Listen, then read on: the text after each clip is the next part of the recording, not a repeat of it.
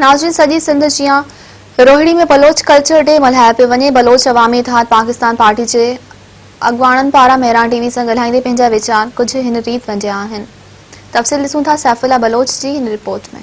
नाज़रीन, असां हिन वक़्तु रोड़ी में मौजूदु आहियूं। सिंध जे ॿियनि शहरनि जियां रोड़ी में बि अॼु जेका बलोच सकाफ़ती ॾियारो मल्हाए पियो वञे। असां सां गॾु मुख़्तलिफ़ बलोच क़ौमनि जा अॻवान मौजूदु आहिनि। अचो त वधीक हिननि सां ॻाल्हि ॿोल कयूं त हिननि जो सकाफ़ती हवाले सां छा चवणु आहे। पाकिस्तान जिंदाबाद, पाक फौज जिंदाबाद। जो सदर बलोच अवामी इत्तेहाद पाकिस्तान जो ज़िला सखर जो सदर। 2 मिंट जेको अॻु में असांजो ॻाल्हायो मुफ्ती जमील अहमद सीनियर डिवीज़न नायब सदर सखर हुयो।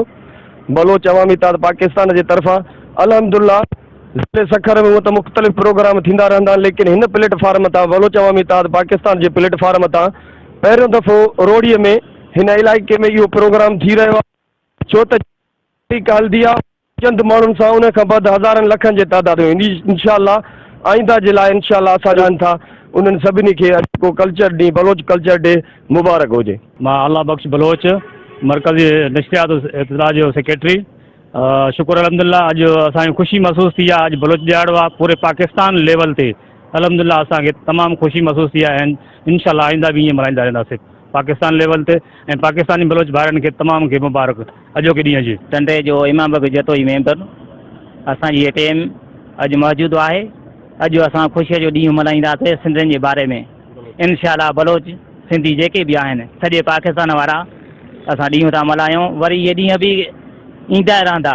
असांखे वॾी ख़ुशी आहे ऐं असांखे त वॾी ख़ुशी थी आहे। इहो त पखिड़ियणु सॼे मुल्क में घुरिजे। हर बलोची जेके बि जिथे बि आहिनि सिंध पाकिस्तान बलोच असांखे इहो त मल्हाइणु घुरिजे। बाक़ाइदे असांजी ख़ुशी आहे। नाज़रीन, तव्हां बलोच अॻवाननि जा वीचार ॿुधा। बलोच अॻवाननि वीचारनि में इहो ॿुधायो आहे त अॼु असांजे लाइ इहो ईद जे ॾियारे खां घटि ॾींहुं न आहे। इहो ॾींहुं 2 मार्च असां बलोचनि लाइ हिकु फ़ख़्र जो ॾींहुं महसूसु थी रहियो आहे ऐं हर साल असां इन ॾींहं खे पुरजोश तरीक़े सां मल्हाईंदासीं।